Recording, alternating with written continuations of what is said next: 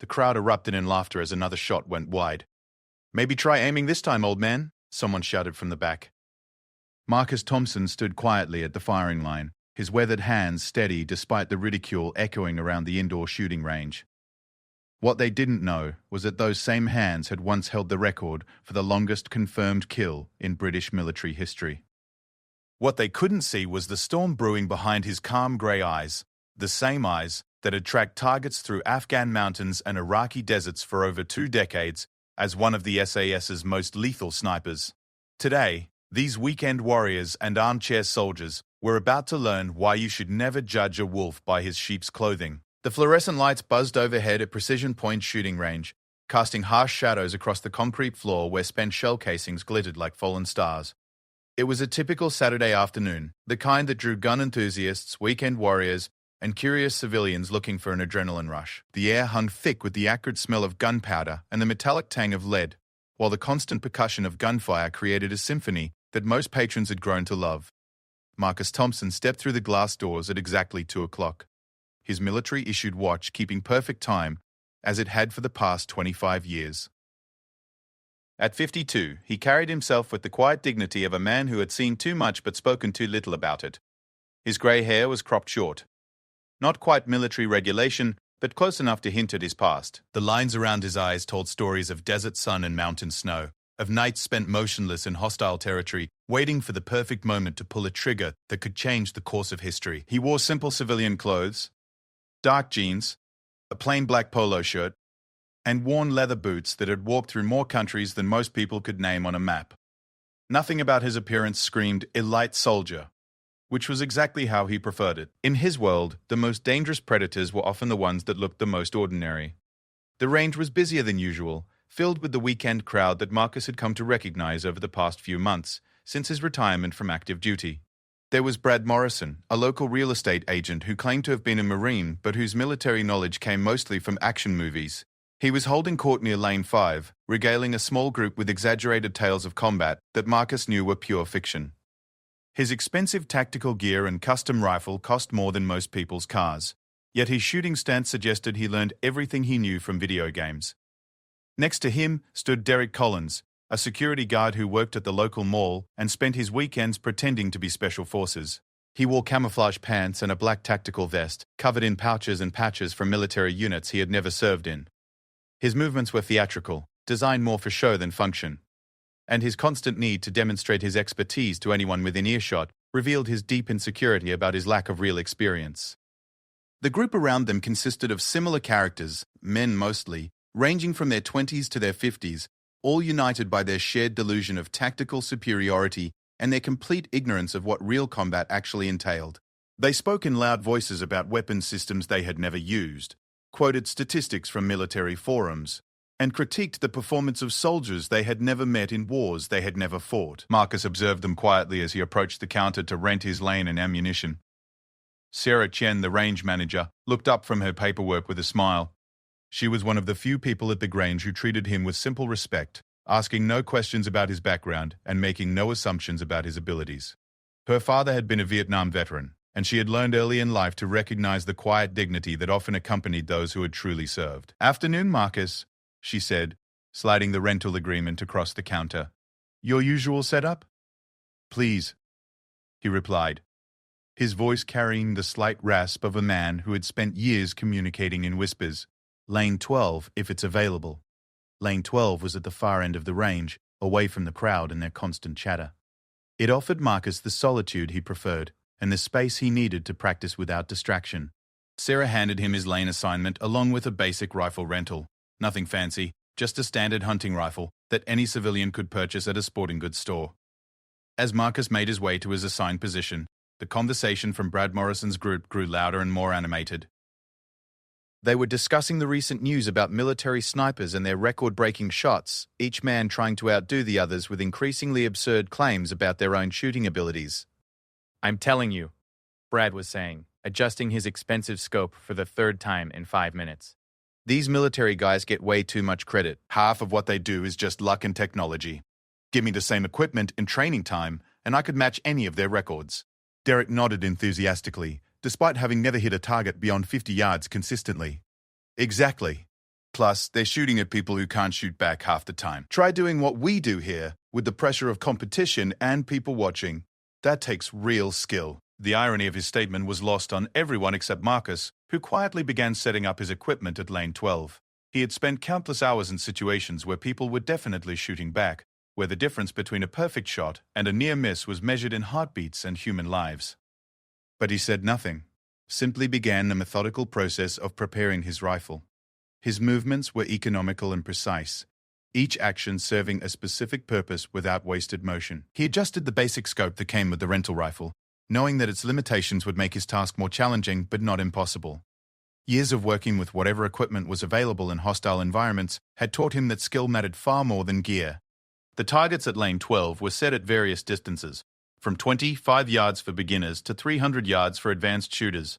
Marcus selected a target at 200 yards, respectable for a civilian range, but practically point-blank for someone accustomed to engaging targets at distances measured in kilometers rather than meters. As he settled into his shooting position, the familiar calm descended over him like a comfortable blanket. This was the place where all the chaos of the world fell away, where nothing existed except the rifle, the target, and the mathematical precision required to connect them. His breathing slowed and deepened, his heart rate dropped, and his mind entered the zen-like state that had kept him alive through 17 deployments across 4 different continents. The first shot rang out with a sharp crack that momentarily silenced the other conversations. Marcus didn't need to check his spotting scope to know where the bullet had gone. The feel of the rifle's recoil and the sight picture at the moment of ignition told him everything he needed to know. But for the sake of appearances, he raised his scope and confirmed what he already knew. The bullet had struck exactly where he had intended, dead center in the target's bullseye. Unfortunately, his success didn't go unnoticed by the group at lane 5. Brad Morrison had been watching through his own scope, and Marcus's perfect shot seemed to trigger something competitive and ugly in the man's personality. "Well, well," Brad announced loudly enough for the entire range to hear. "Looks like we've got ourselves a marksman over there. Nice shot, old-timer. Get lucky often?" The casual dismissal in his voice was designed to provoke a response, to draw Marcus into the kind of juvenile competition that these men thrived on. It was the behavior of someone who had never learned the difference between confidence and competence, who mistook volume for authority and bravado for skill. Marcus simply nodded politely and prepared for his second shot. He had no interest in their games or their approval. His purpose here was practice and preparation, maintaining the skills that had taken him decades to develop, and that could still mean the difference between life and death if the situation ever arose again. But his lack of response seemed to embolden the group, rather than discourage them. Derek Collins stepped forward, his tactical vest creaking with the weight of unnecessary equipment. "What do you say we make this interesting?" Derek called out.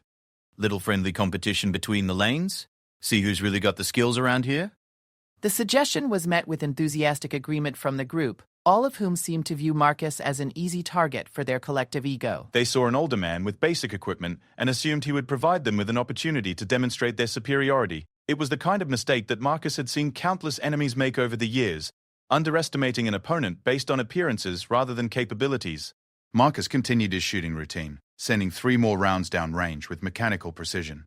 Each shot struck the target in nearly the identical location, creating a tight cluster that would have impressed even his former instructors at the SAS training facility. But rather than earning respect, his accuracy seemed to irritate the group even more. "Okay, that's getting annoying," Brad said, his voice taking on an edge of genuine frustration. "Nobody's that consistent without some kind of help. What are you using over there? Some kind of computer-assisted targeting system?" The accusation was both insulting and ridiculous. The rental rifle Marcus was using was decades old and equipped with the most basic scope available. It had no electronic components, no advanced optics, and certainly no computer assistance. It was, in fact, inferior in every measurable way to the expensive equipment that Brad and his friends were using.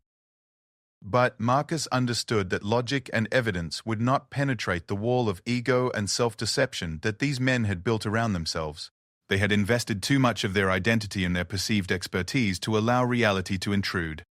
Instead of responding to their challenges, he simply continued his practice session, each shot reinforcing muscle memory and maintaining the standards that had once made him one of the most feared snipers in the British Army. The group's frustration continued to build as Marcus methodically worked through his ammunition, each shot finding its mark with the consistency of a machine. Their own shooting, by contrast, was erratic and undisciplined, their accuracy suffering as their emotional state deteriorated.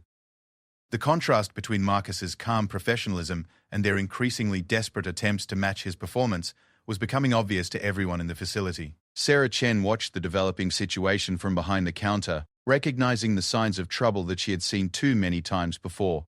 The combination of wounded pride, firearms, and male ego created a volatile mixture that required careful management. She had already made a mental note to stay close to the panic button and to keep a careful eye on Lane 5. Other patrons had begun to notice the tension as well. Some moved to lanes farther away from the conflict, while others lingered nearby, drawn by the same morbid curiosity that makes people slow down to look at car accidents. The atmosphere in the range had shifted from casual recreation to something more serious and potentially dangerous. Marcus completed his first box of ammunition and paused to examine his target through the spotting scope. 50 rounds had created a single ragged hole roughly the size of a quarter at 200 yards. Shooting that would have been impressive with a precision rifle and match-grade ammunition, let alone the basic equipment he was using. He was reaching for his second box of ammunition when Brad Morrison finally lost whatever remained of his self-control. "All right, that's enough," Brad shouted, slamming his rifle down on the bench hard enough to make several other shooters look up in alarm. "I don't know what kind of game you're playing, old man, but nobody shoots like that with rental equipment. You're either cheating somehow, or you're using some kind of trick ammunition." The accusation hung in the air like smoke, creating a moment of uncomfortable silence that was broken only by the continued shooting from the other end of the range. Marcus slowly turned to face the group, his expression remaining perfectly neutral despite the insult. This was the moment he had been dreading since he started coming to the Grange. The confrontation he had hoped to avoid through his quiet demeanor and careful distance from the other shooters. But 25 years in the military had taught him that some conflicts were inevitable, and that the best way to handle a bully was to face them directly, rather than hope they would lose interest. "I'm using the same ammunition available to everyone else," Marcus said quietly, his voice carrying clearly despite its soft volume. "Standard factory loads, nothing special." "Bullshit," Derek interjected, stepping closer in what was clearly meant to be an intimidating gesture. "I've been shooting for 15 years, and I know what's possible with that equipment. What you're doing isn't natural." The word natural seemed to trigger something in Marcus. Perhaps it was the implication that his hard-earned skills were somehow artificial, or maybe it was simply the accumulated weight of months of listening to these men disparage the military service he had devoted his life to. Whatever the reason, his patience finally reached its limit. "You're right," Marcus said, his voice still quiet but carrying a new undertone that made several people take an unconscious step backward.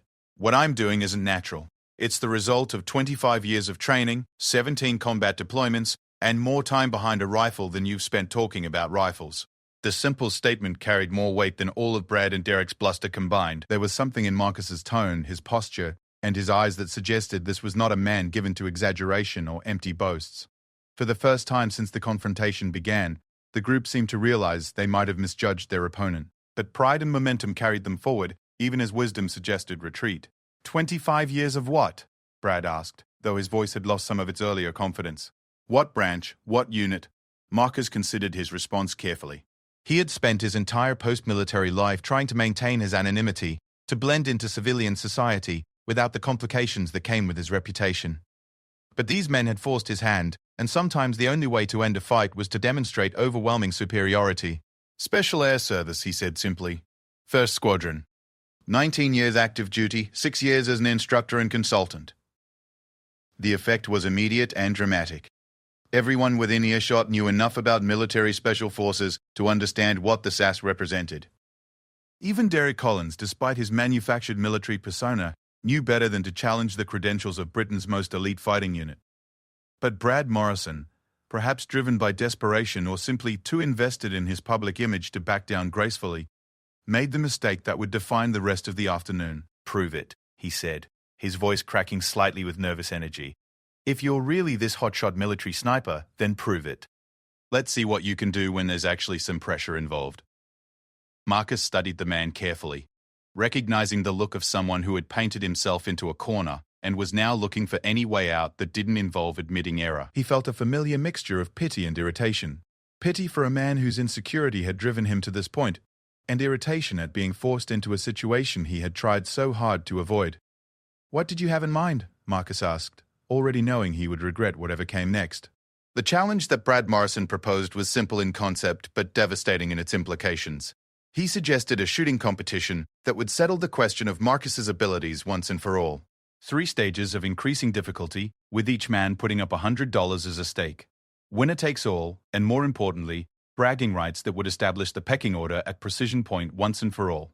What Brad didn't realize was that he was essentially challenging a professional athlete to a game in their own sport.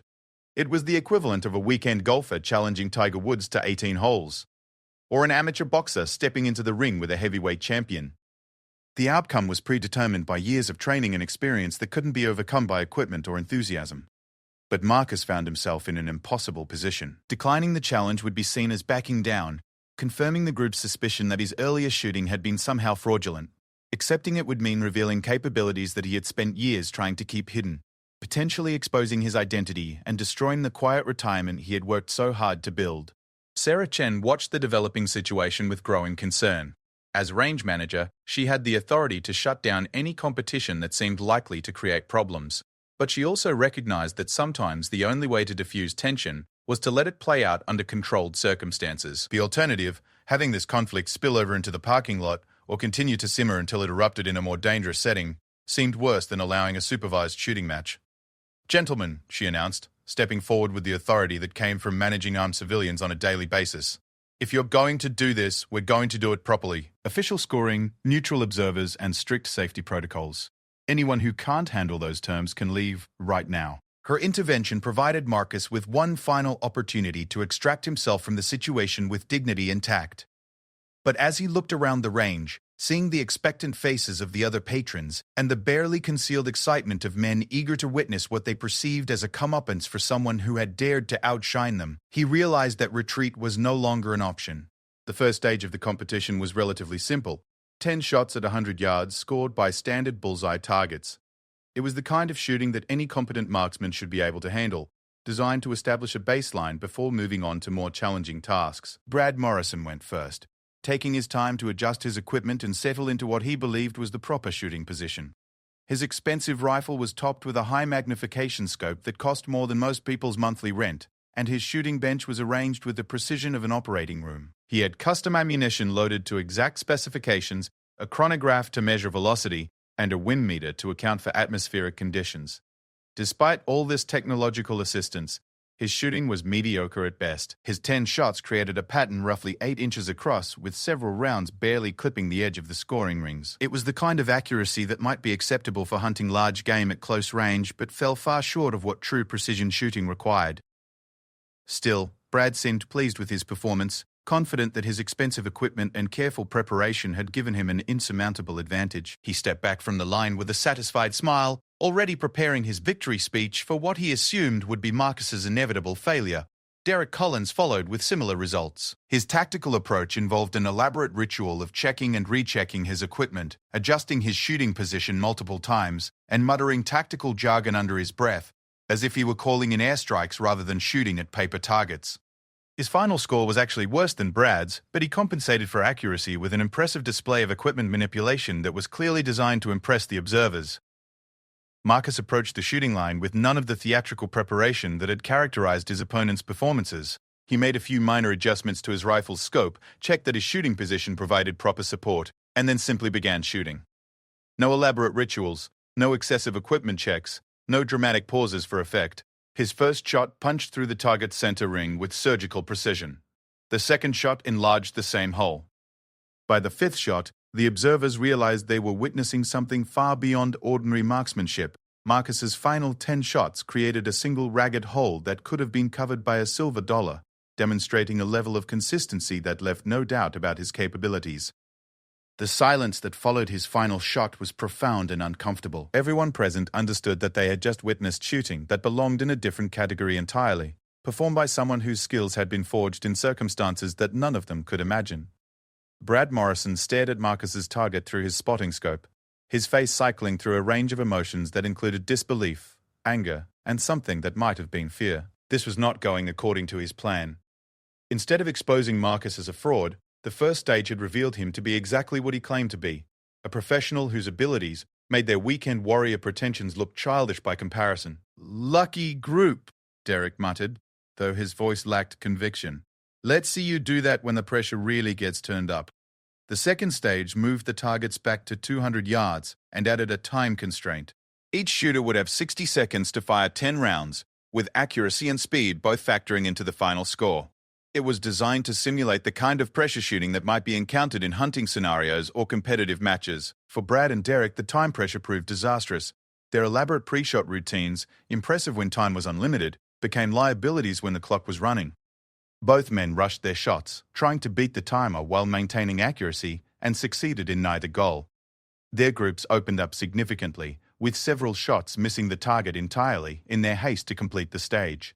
Marcus approached the time shooting with the same methodical calm that had characterized his entire military career. He understood that speed without accuracy was worthless, and that proper technique executed consistently would always triumph over frantic rushing. His shots came at regular intervals, each one placed with deliberate precision, and he finished with 20 seconds to spare, while maintaining the same surgical accuracy that had defined his first stage performance. The gap between Marcus and his challengers was now so wide that the competition had effectively ended, but pride and stubbornness drove the group forward to the final stage. This was where Brad Morrison planned to spring his trap, a challenge that he believed would expose the limitations of Marcus's basic equipment and level the playing field. The third stage moved the targets back to 300 yards, the maximum distance available at precision point. But Brad added an additional wrinkle that he was confident would work in his favor. Each shooter would engage multiple targets in a specific sequence, simulating the kind of tactical shooting that he assumed would favor his elaborate equipment and self-proclaimed expertise.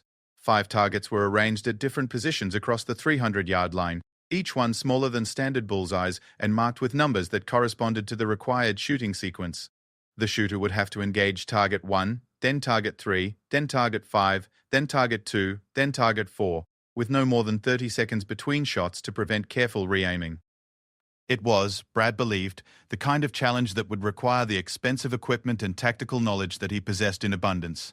The rapid target transitions would prevent the kind of methodical shooting that Marcus had demonstrated in the earlier stages, and the precise timing would create pressure that no amount of military experience could overcome. He was catastrophically wrong on every count. What Brad failed to understand was that Marcus had spent years engaging multiple targets under conditions that made their range competition look like a casual game. He had tracked and eliminated entire enemy sniper teams from positions that required split-second target identification and engagement. He had provided overwatch for special operations teams operating in hostile territory, where the difference between friend and foe could only be determined in the brief moment between target acquisition and trigger pull. The tactical shooting stage that Brad thought would be his salvation was actually the environment where Marcus's advantages became most pronounced. This wasn't about equipment or preparation. It was about the kind of instant decision-making and precise execution that could only be developed through years of life-and-death scenarios. Marcus studied the target array through his scope, calculating angles, wind effects, and the mechanical precision required to transition between positions without losing accuracy. In his mind, the 5 targets became enemy positions. The 30-second time limit became the window of opportunity before his own position was compromised, and the competition became the kind of tactical problem he had solved successfully hundreds of times over the course of his career. Brad Morrison went first, and his performance was even worse than Marcus had expected. The time pressure and target transitions completely disrupted his shooting routine, and his expensive equipment became a hindrance rather than an asset. The high magnification scope that had seemed like such an advantage at longer ranges made it difficult to acquire and transition between targets quickly. His elaborate shooting position, perfect for single-target precision, proved unwieldy when rapid movement was required. Of his 5 shots, only 2 hit their intended targets, and neither of those hits was particularly well placed. The other 3 shots missed entirely, victims of rush technique and inadequate target acquisition. Brad's final score was embarrassingly low, barely better than what a novice shooter might achieve on their first day at the range. Derek Collins fared even worse, if such a thing was possible. His tactical gear, impressive in appearance, interfered with his shooting position and made smooth target transitions nearly impossible. His shots were wild and erratic, with only 1 finding its mark out of the required 5. By the time he completed his attempt, sweat was pouring down his face, despite the air-conditioned comfort of the indoor range. Then it was Marcus's turn to demonstrate why some skills cannot be purchased, practiced casually, or faked convincingly. He settled into his shooting position with the same economical movements that had characterized his earlier performances, making final sight adjustments that were measured in fractions of inches. The observers fell silent, recognizing that they were about to witness something that transcended their normal understanding of marksmanship. The first shot rang out, and Target 1 registered a perfect center hit. Before the sound of the gunshot had fully faded, Marcus was already transitioning to Target 3, his movements smooth and controlled despite their speed. The second shot followed within 15 seconds, again finding the exact center of its intended target. What happened next was a display of shooting that belonged in a different realm entirely. Marcus moved through the target sequence with mechanical precision, each shot fired at the exact moment that his sight picture achieved perfection. There was no hesitation, no second guessing, no visible effort, just the smooth execution of skills that had been refined through decades of practice and proven in combat. Target 5 fell to his third shot, Target 2 to his fourth, Target 4 to his fifth. Each hit was dead center, each transition was flawless, and the entire sequence was completed in less than 2 minutes with time to spare. The silence that followed was complete and profound. Even the other shooters at the far end of the range had stopped their activities to watch the conclusion of the competition, and now they stood frozen in a kind of awed disbelief at what they had just witnessed. Marcus set his rifle down carefully and stepped back from the line, his expression as calm and neutral as it had been throughout the entire afternoon. He felt no sense of triumph or satisfaction. This had not been a competition in any meaningful sense, merely a demonstration of capabilities that he would have preferred to keep hidden. Brad Morrison stared downrange through his spotting scope, his face pale with the recognition of just how completely he had been outclassed. This was not the result of superior equipment or lucky shooting. This was the product of skills that he could not have imagined, developed through experiences that he could never hope to understand. Derek Collins looked as if he might be sick. All of his posturing, all of his claims of tactical expertise, all of his carefully constructed military persona had been exposed as hollow pretense in the face of authentic capability. The gap between his fantasy and Marcus's reality was so wide that no amount of self-deception could bridge it. The other observers began to disperse, their curiosity satisfied and their entertainment concluded. Some whispered among themselves about what they had just seen, while others simply shook their heads in amazement and returned to their own shooting activities. The drama was over. The question had been answered definitively, and life at Precision Point would return to its normal rhythm. But for the three men directly involved in the competition, nothing would ever be quite the same again. Sarah Chen approached the group with the scoring sheets that would make the results official, though the numbers seemed almost irrelevant after what everyone had witnessed. Marcus had achieved perfect scores on every target in all 3 stages, shooting that would have been impressive for a professional competitor using match-grade equipment under ideal conditions. "Congratulations," she said to Marcus, though her tone suggested that the victory had been inevitable from the moment the challenge was issued. "That was some of the finest shooting I've ever seen in this facility." Marcus nodded politely, but made no move to collect his winnings or acknowledge his triumph. He simply began the methodical process of cleaning his rifle and packing his equipment, ready to return to the anonymity that had been shattered by this afternoon's events. But Brad Morrison wasn't ready to let things end so quietly. The defeat should have been humbling. Any rational person would have recognized that they had challenged someone far beyond their capabilities and accepted the lesson with grace. But rational thinking required the ability to admit error, and Brad Morrison's entire identity was built on the foundation of his self-perceived expertise. To accept that he had been completely outclassed would have meant acknowledging that everything he believed about himself was fundamentally wrong. Instead, his mind began the desperate process of rationalization that would allow him to maintain his self-image while explaining away the undeniable evidence of his inadequacy. As Marcus quietly packed his equipment, Brad's internal narrative shifted from denial to suspicion to outright conspiracy theory. "Something's not right here," Brad announced to Derek and the few remaining observers, his voice taking on the urgent tone of someone who believed he had uncovered a great deception. Nobody shoots like that with basic equipment. "I don't care what kind of training he claims to have. Physics is physics, and that rifle shouldn't be capable of that kind of accuracy." Derek nodded eagerly, grateful for any explanation that didn't require him to confront his own limitations. "Exactly what I was thinking. He must have modified that rifle somehow. Or he's using some kind of special ammunition that the range doesn't know about." The conspiracy theory gained momentum as it fed on their wounded pride and desperate need for an alternative explanation. Other patrons who had witnessed Marcus's shooting were drawn into the conversation, some offering theories of their own about how such accuracy might be achieved through deception rather than skill. Marcus overheard their speculation but continued his methodical packing routine. He had encountered similar reactions before, particularly during his transition from military to civilian life. People who had built their identities around activities they approached casually often couldn't accept that others had devoted their lives to achieving true mastery. It was easier to believe in conspiracy than to confront the vast difference between amateur enthusiasm and professional competence. Sarah Chen, however, was growing increasingly concerned about the group's behavior. She had seen this pattern before: wounded egos seeking validation through increasingly elaborate explanations for their failure. In her experience, such situations rarely ended well, particularly when firearms were involved and emotions were running high. "Gentlemen," she said firmly, stepping between Marcus and the growing crowd of conspiracy theorists, "the competition is over, and the results speak for themselves. If you have concerns about equipment violations, you're welcome to file a formal complaint, but I need to remind you that this is a private business, not a public forum for grievances." Her intervention was meant to defuse the situation, but it had the opposite effect on Brad Morrison. He interpreted her defense of Marcus as evidence that she was part of whatever deception he believed he had uncovered. In his mind, the range management was protecting Marcus because they were somehow complicit in his fraud. "You're in on this, aren't you?" Brad demanded, his voice rising to a level that made other patrons stop their activities and look in his direction. "How much is he paying you to let him use modified equipment? Or maybe you've got some kind of side business helping military wannabes fake their credentials." The accusation was so absurd that Sarah almost laughed, but the serious expressions on the faces around her made it clear that some people were actually considering Brad's theory.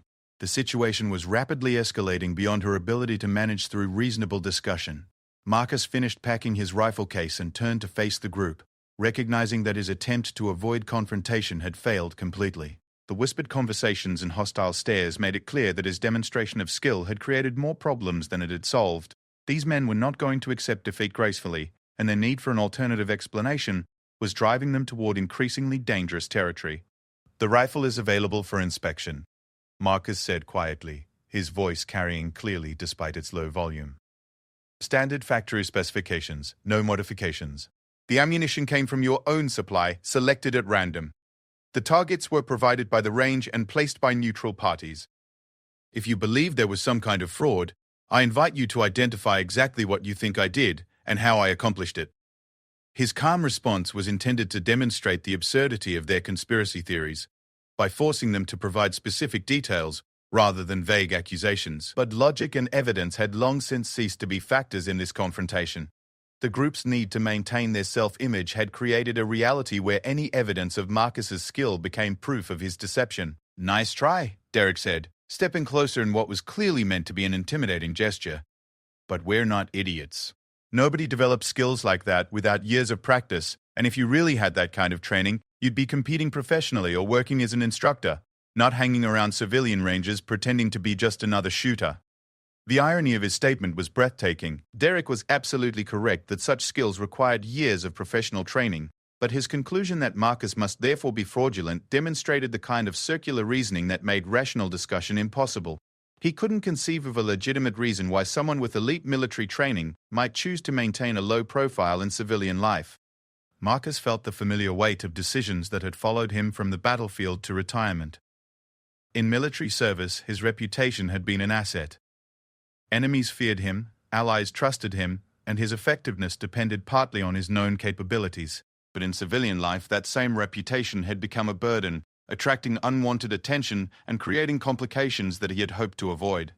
He had left the military specifically to escape the constant scrutiny and pressure that came with being known as one of the world's most effective snipers. His goal had been to find peace in anonymity, to pursue his interest in precision shooting without the weight of expectation or the burden of living up to a legendary reputation. But the confrontation at Precision Point had shattered that anonymity completely. Word would spread beyond the range, stories would be told and retold, and soon his quiet retirement would be replaced by the kind of attention he had worked so hard to avoid. The group's conspiracy theories were becoming more elaborate and specific as their initial shock gave way to detailed speculation. Someone suggested that Marcus was using ammunition with modified ballistics. Another proposed that he had secretly replaced the standard rifle with a precision instrument that only looked like basic equipment. A third theory involved electronic assistance that was somehow hidden from view. Each explanation became more complex and unlikely than the last, but they all shared the common feature of allowing the group to maintain their belief in their own competence, while explaining Marcus's superior performance through deception rather than skill. Marcus recognized the futility of continuing to engage with people who had rejected reality in favor of conspiracy theories that supported their psychological needs. No amount of evidence or explanation would convince them that his shooting was legitimate, because accepting that truth would require them to confront fundamental assumptions about their own abilities. Instead, he made a decision that would change the course of the afternoon dramatically. "You want proof of my background?" Marcus asked, his voice still quiet but carrying a new undertone that made several people step backward involuntarily. "You want to see credentials that will satisfy your doubts about my training and experience?" He reached into his wallet and produced a small leather folder that he had hoped never to use in civilian life. Inside was his military identification, his service record summary, and a letter of commendation signed by the commanding officer of the Special Air Service. But more importantly, it contained a photograph and biography that would be instantly recognizable to anyone with even a passing knowledge of British military history. Marcus Thompson wasn't just a former SAS sniper. He was the Marcus Thompson, holder of the longest confirmed kill in British military history, recipient of the Military Cross for Valor Under Fire, and subject of a classified after-action report that had become legendary within special operations circles. His photograph had appeared in military journals and defense publications around the world, though always with carefully sanitized biographical information that protected operational security. His exploits had been the subject of books and documentaries, though his identity was rarely revealed and his current whereabouts were carefully guarded secrets. The men who had been so eager to challenge his credentials suddenly found themselves face-to-face with someone whose reputation exceeded their wildest fantasies about military service. This wasn't a weekend warrior or a security guard pretending to be special forces. This was a living legend whose confirmed kills were measured in dozens rather than single digits, whose service record included operations in every major conflict of the past 2 decades. Brad Morrison stared at the identification documents with the expression of someone who had just realized he had challenged Muhammad Ali to a boxing match, or asked Tiger Woods to prove he could play golf. The blood drained from his face as he recognized the name and understood exactly how monumentally he had misjudged his opponent. Derek Collins simply stood frozen, his mouth hanging open as he processed the implications of what he was seeing. All of his claims about tactical expertise and combat experience suddenly seemed not just false but insulting in the presence of someone whose actual service record made his fantasies look childish. The other observers crowded around to see the documents, their earlier skepticism evaporating as they realized they had witnessed something far more significant than a simple shooting competition. They had seen one of the world's most effective military snipers demonstrate his skills under controlled conditions, a privilege that very few civilians would ever experience. Sarah Chen looked at the identification with a mixture of awe and concern. She had suspected that Marcus was more than he appeared, but even her most generous estimates had fallen far short of the reality. Having someone of his caliber and reputation using her facility was both an honor and a potential liability that she wasn't sure how to handle. But Marcus's revelation, while settling the question of his credentials, had also created new problems. His anonymity was now completely shattered, and the story of his demonstration would spread far beyond the confines of Precision Point. Media attention would follow, along with the requests for interviews, invitations to competitions, and all the complications that he had retired specifically to avoid. More immediately, the group that had challenged him now faced the humiliating reality that they had not only been defeated, but had accused a legitimate war hero of fraud and deception. Their conspiracy theories looked not just wrong but offensive in light of his actual service record. The atmosphere in the range had shifted from confrontational to something approaching reverence, but Marcus felt no satisfaction in the change. He had been forced to sacrifice his privacy to end a conflict that should never have begun, and the cost of that sacrifice would extend far beyond this single afternoon. Brad Morrison was the first to attempt some kind of response to the devastating revelation of Marcus's identity.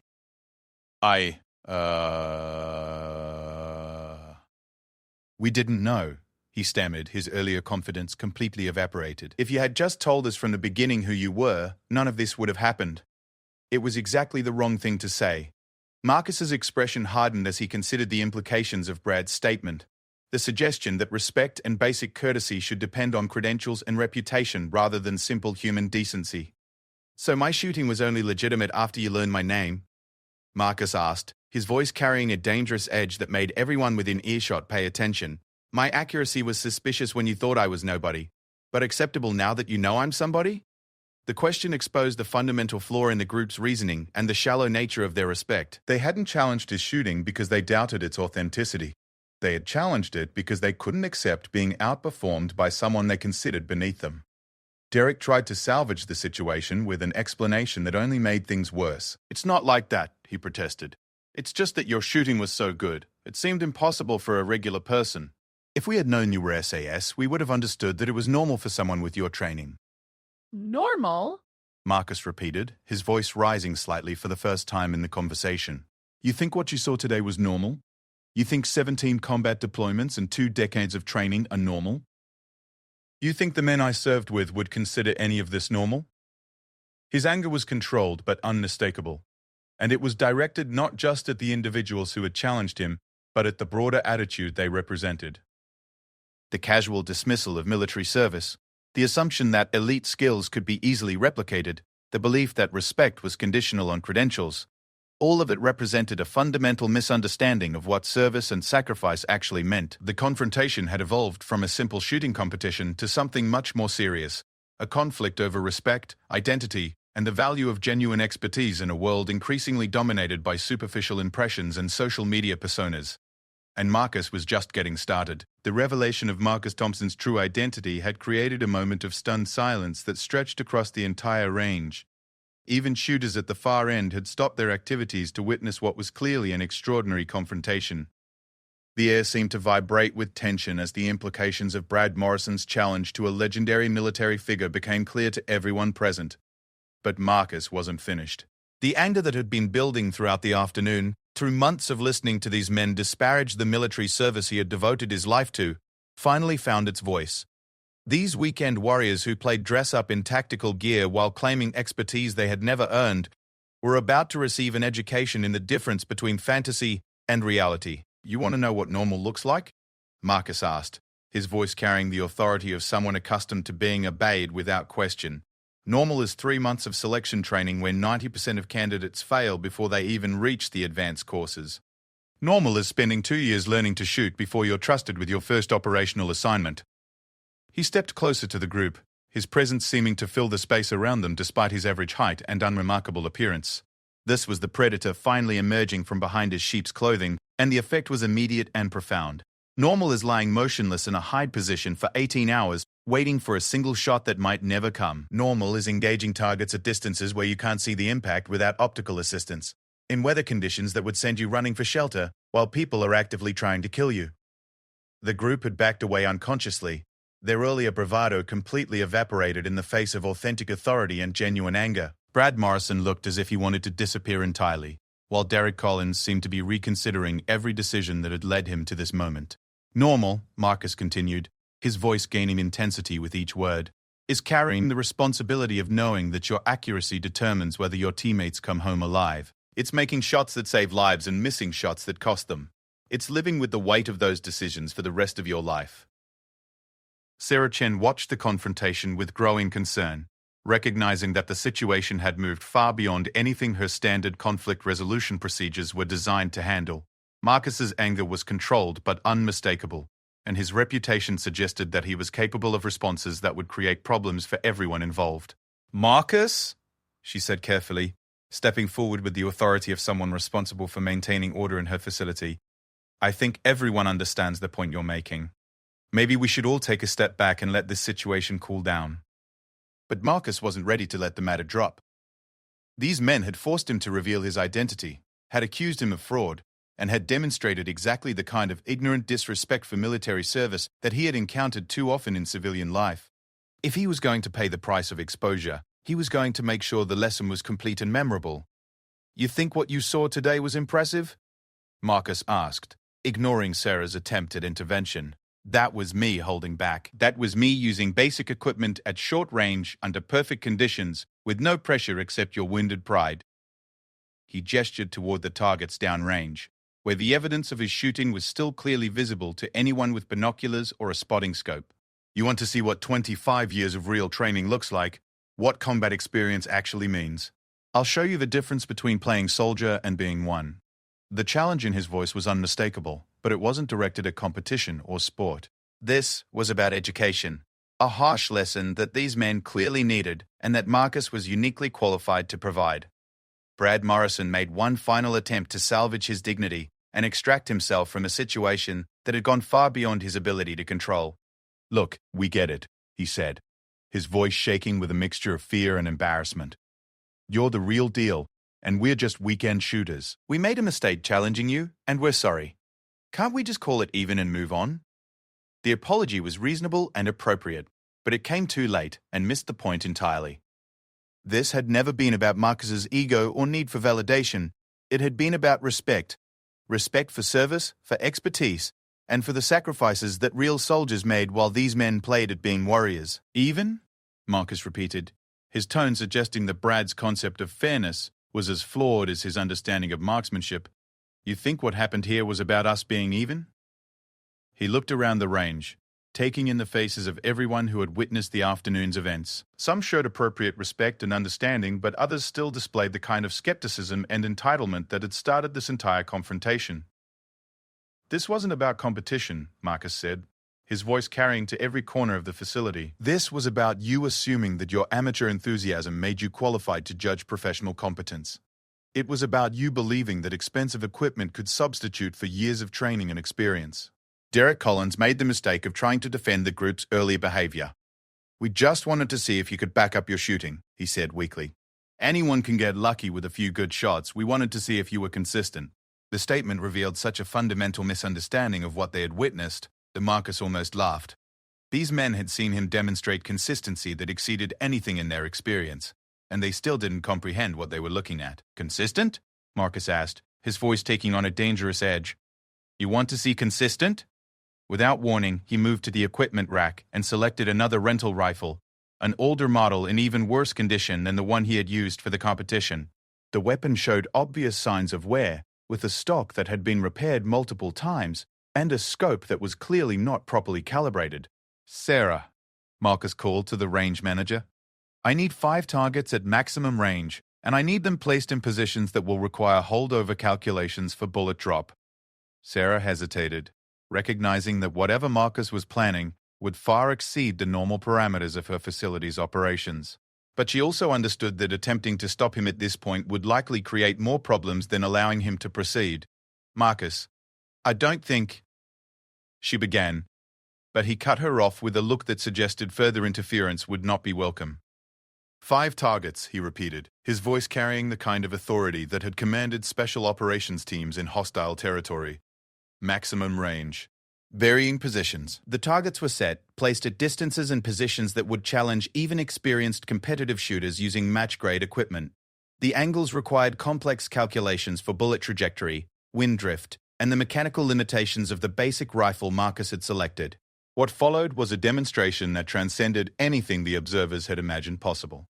Marcus approached the shooting line with the same calm demeanor that had characterized his earlier performance. But now there was an additional element, the focused intensity of someone who was no longer simply participating in a civilian shooting exercise, but was demonstrating capabilities that belonged in an entirely different realm. His first shot rang out, and the distant target registered a hit that would have been impressive under any circumstances. His second shot followed within 30 seconds, finding its mark despite the challenging angle and distance. By his fifth shot, the pattern of his shooting had established a rhythm that seemed almost mechanical in its precision. But Marcus wasn't finished. Without pause, he began engaging the targets in random order, calling out his intended target before each shot and then delivering exactly what he promised. The shooting wasn't just accurate, it was predictable, controlled, and executed with a level of consistency that made his earlier demonstration look like a warm-up exercise. The observers watched in complete silence as Marcus systematically demonstrated capabilities that none of them had imagined possible. This wasn't just superior marksmanship. It was the application of skills that had been refined in life-and-death situations where failure meant consequences far more serious than wounded pride. When he finally set the rifle down, the silence stretched for nearly a minute before anyone found their voice. The targets downrange told a story of shooting that belonged in military history books rather than civilian range records. Every shot had found its mark, despite equipment that should have made such accuracy impossible and conditions that would have challenged world-class competitive shooters. Brad Morrison stared at the results through his spotting scope, his face pale with the recognition of just how completely his understanding of marksmanship had been shattered. This wasn't just better shooting than he could achieve, it was shooting that existed in a different category entirely, performed by someone whose skills had been forged in circumstances he couldn't comprehend. Derek Collins looked as if he might be physically ill, All of his tactical posturing, all of his claims of expertise, all of his carefully constructed military persona had been exposed as hollow pretense in the face of authentic capability. The gap between his fantasy and Marcus's reality was so vast that no amount of self-deception could bridge it. Other observers began to whisper among themselves, recognizing that they had witnessed something extraordinary that would be discussed at the range for years to come. Stories would be told and retold, each version adding new details but none capable of fully capturing the reality of what they had seen. Marcus returned the rifle to the equipment rack and began gathering his personal belongings, his demonstration complete and his point made with devastating clarity. He had shown these men not just the difference between amateur and professional capability, but the vast chasm that separated those who played at being soldiers from those who had actually served. But the afternoon wasn't over yet. As Marcus prepared to leave, Brad Morrison made one final desperate attempt to salvage something from the wreckage of his humiliation. "Wait!" he called out, his voice cracking with emotion. "You can't just leave it like this. You've made your point. We understand that you're better than us. But this isn't over. People are going to want to know about this, and when they do, they're going to want to see it for themselves." Marcus paused in his packing and turned to face the man who had started this entire confrontation. Brad's statement revealed the next phase of the problem that Marcus's demonstration had created. Word would spread, stories would be told, and soon his quiet retirement would be replaced by exactly the kind of attention he had worked so hard to avoid. "What exactly are you suggesting?" Marcus asked, his tone suggesting that Brad's answer would determine whether this confrontation was truly over or just entering a new phase. Brad's response would change everything. "I'm suggesting that this is bigger than just us," Brad said, his voice gaining strength as he sensed an opportunity to transform his humiliation into something more profitable. "What you did today, people need to see it. Military enthusiasts, competitive shooters, collectors, they'd pay good money to witness shooting like that." The suggestion was simultaneously predictable and appalling. In Brad's mind, Marcus's demonstration had become potential entertainment, a commodity that could be packaged and sold to satisfy public curiosity about elite military capabilities. Marcus felt a familiar weariness settle over him, the exhaustion that came from dealing with people who viewed military service as performance art rather than serious professional duty. These men still didn't understand what they had witnessed or why it mattered, and their first instinct was to exploit it for personal gain. "You want to turn this into a show?" Marcus asked, his voice carrying a warning that only someone with extensive combat experience would fully appreciate. "You want to monetize military training for the entertainment of civilians who think warfare is a game?" Brad, apparently oblivious to the danger in Marcus's tone, pressed forward with his proposal. "Think about it," he said, his enthusiasm building as he convinced himself that his idea was brilliant rather than offensive. "Special demonstrations, maybe some instruction for serious shooters, corporate events for defense contractors. You could make serious money, and we could help promote it through our networks." The "we" in his statement was particularly galling, suggesting that Brad somehow viewed himself as Marcus's partner in this venture, rather than the cause of the problem that had forced Marcus to reveal his identity in the first place. Marcus studied Brad carefully, recognizing the type of person he was dealing with, someone who saw opportunity in every situation and viewed other people's expertise as raw material for his own advancement. It was exactly the kind of civilian mindset that had made his transition from military to private life so challenging. "And what would be your role in this partnership?" Marcus asked, his question loaded with implications that Brad was too excited to recognize. "Promotion, organization, logistics." Brad replied eagerly. "I know people in the industry, collectors with serious money, shooting enthusiasts who would love to meet someone with your background. We could start small, maybe some private demonstrations, then build up to larger events." Derek Collins nodded enthusiastically, apparently viewing Brad's proposal as an opportunity to rehabilitate their own reputations by associating themselves with Marcus's demonstrated capabilities. "We could be like your management team," Derek added. "Handle the business side while you focus on the shooting. It would be a natural partnership." The audacity of their suggestions was breathtaking. These men, who had spent the afternoon challenging Marcus's credentials and accusing him of fraud, now wanted to profit from his reputation and abilities. They had learned nothing from their humiliation except how to exploit it for personal gain. Marcus's response would determine not just how this confrontation ended, but whether his quiet retirement was truly over. The silence that followed Derek's suggestion seemed to stretch across the entire range, creating a tension so thick it was almost tangible. Every person present understood that they were witnessing a moment that would define not just the conclusion of the afternoon's drama, but potentially the future of everyone involved. Marcus Thompson stood motionless, his grey eyes moving slowly from Brad Morrison to Derek Collins to the other observers who had gathered around their confrontation. His expression was unreadable, but something in his posture suggested that these men had finally pushed him beyond the limits of his patience. When he finally spoke, his voice was quiet, controlled, and absolutely lethal in its precision. "Let me make sure I understand your proposal," Marcus said, each word delivered with the kind of careful articulation that preceded violence in his former profession. "You want to exploit my military service for profit? You want to turn the skills I developed protecting this country into entertainment for people who view warfare as a hobby?" Brad Morrison, apparently still oblivious to the danger he was in, nodded eagerly. Exactly. "We could create something really special. Maybe call it Elite Sniper Experience or SAS Shooting Secrets. The market for this kind of thing is huge, and with your credentials, we could charge premium prices." The commercialization of his service record, the reduction of 25 years of military dedication to a marketing slogan, was the final insult that Marcus could tolerate. These men had learned absolutely nothing from their demonstration of his capabilities except how to profit from them. "You want to package my service record like a product," Marcus continued, his voice growing more dangerous with each word. "You want to sell tickets to watch me perform like a trained animal at a circus. You want to reduce the men I served with, the missions we completed, the sacrifices we made, to entertainment for weekend warriors who think they understand what military service means." Derek Collins, sensing that the conversation was not going as planned, tried to reframe their proposal in terms that might seem more appealing. "It wouldn't be like that," he said quickly. "We'd market it as educational. Maybe focus on the technical aspects of long-range shooting. People are fascinated by military precision, and you could teach them things they'd never learn anywhere else." But Marcus was not interested in their marketing spin or their attempts to disguise exploitation as education. His response came with the finality of a judge delivering a death sentence. "No." The single word carried more authority than all of Brad and Derek's combined rhetoric. It was not the beginning of a negotiation or an invitation for further discussion. It was a complete and final rejection that left no room for argument or appeal. "But think about the money," Brad began, but Marcus cut him off with a look that made several people step backward involuntarily. "I said no." Marcus's voice had dropped to barely above a whisper, but it carried clearly to every corner of the range. "I will not turn my service into a commodity. I will not perform for people who confuse entertainment with education. And I will especially not partner with men who have spent this entire afternoon demonstrating their complete lack of respect for what military service actually means." The rejection was comprehensive and devastating, but Brad Morrison's desperation drove him to make one final attempt at salvaging his proposal.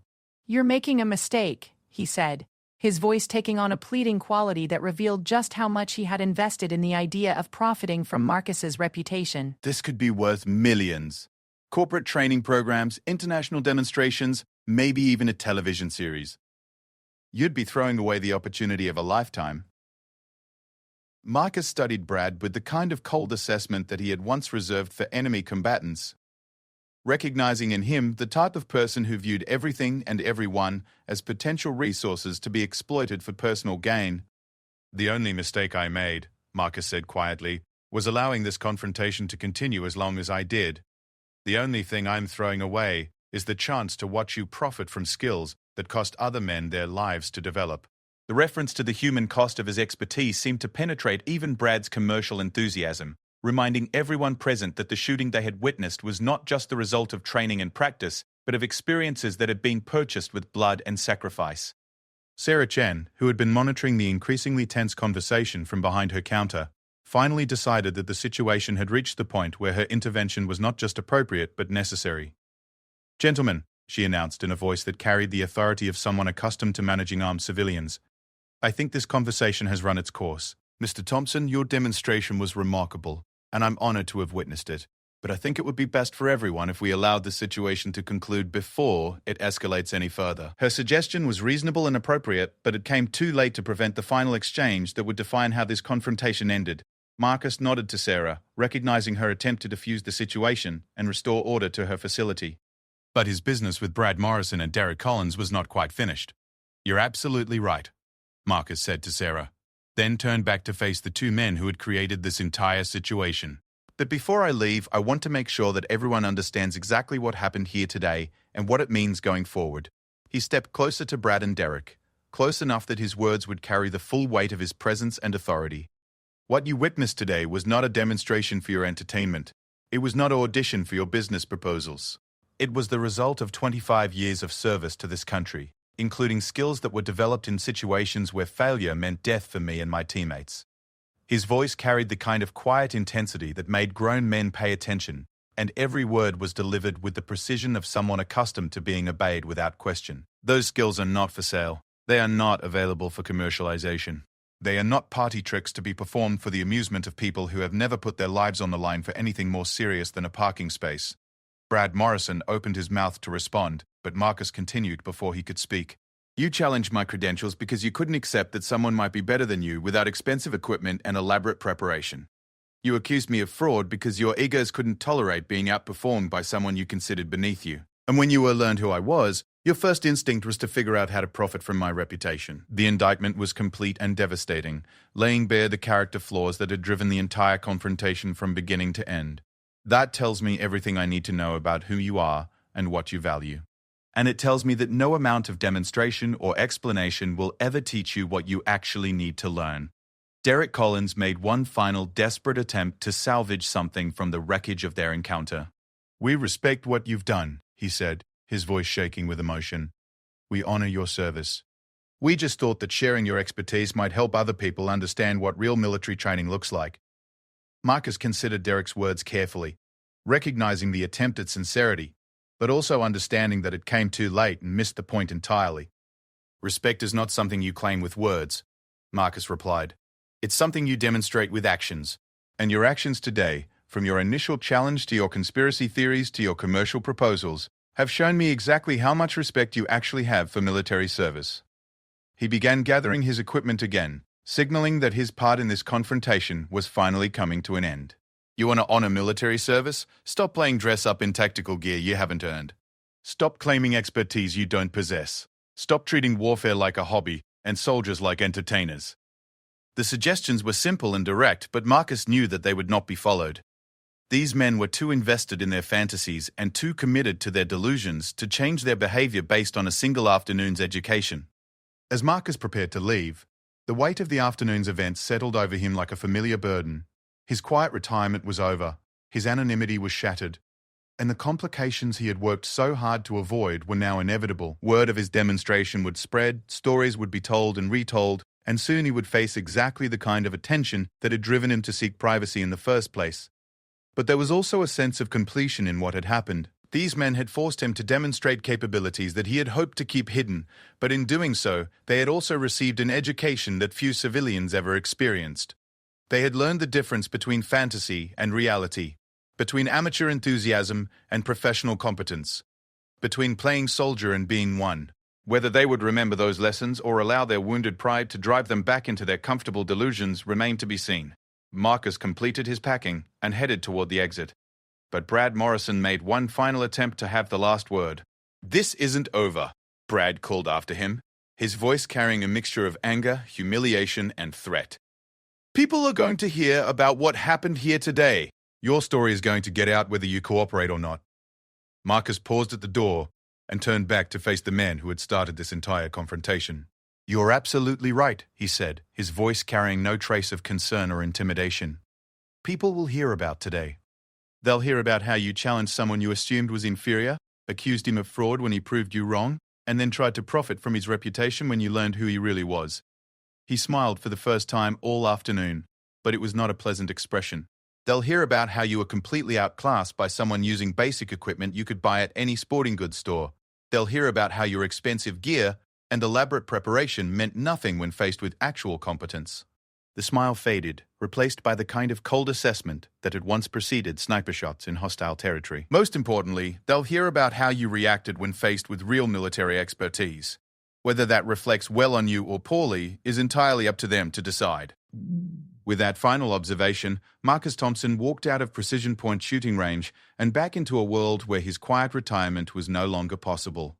Behind him, he left a group of men who would spend the rest of their lives remembering the afternoon when their delusions collided with reality and learning the difference between respect that was earned and respect that was demanded. The story of what happened at Precision Point would indeed spread, just as Brad Morrison had predicted. But it would not be the story that he had hoped to tell, and its lessons would not be the ones he had intended to teach. In the days and weeks that followed, Marcus Thompson would face the consequences of his afternoon demonstration. Media attention, interview requests, and all the complications that came with being a public figure rather than a private citizen. But he would also carry the satisfaction of knowing that, for one afternoon at least, he had shown a group of pretenders what real expertise looked like and why it deserved genuine respect. The confrontation at Precision Point was over, but its implications would echo far beyond the walls of a single shooting range, reminding everyone who heard the story that true skill cannot be purchased, faked, or commercialized, only earned through dedication, sacrifice, and the kind of commitment that few people are willing to make. Marcus Thompson had made that commitment 25 years earlier when he first enlisted in the British Army. The skills he had demonstrated that afternoon were not the product of weekend training or casual interest, but of a lifetime devoted to mastering his craft at the highest possible level. The weekend warriors who had challenged him learned that lesson the hard way, and their humiliation served as a reminder that respect must be earned rather than assumed, and that true expertise belongs to those who have paid its full price in blood, sweat, and sacrifice. The legend of Marcus Thompson had been established long before his visit to Precision Point, but the story of what happened that afternoon would become part of his legacy, a final demonstration of why some skills cannot be taught, some reputations cannot be purchased, and some men cannot be challenged with impunity. As he drove away from the range, Marcus Thompson knew that his quiet retirement was over, but he also knew that the lesson he had taught would not soon be forgotten by anyone who witnessed it or heard the story in the years to come. Sometimes, the most important lessons are the ones that cost the most to teach.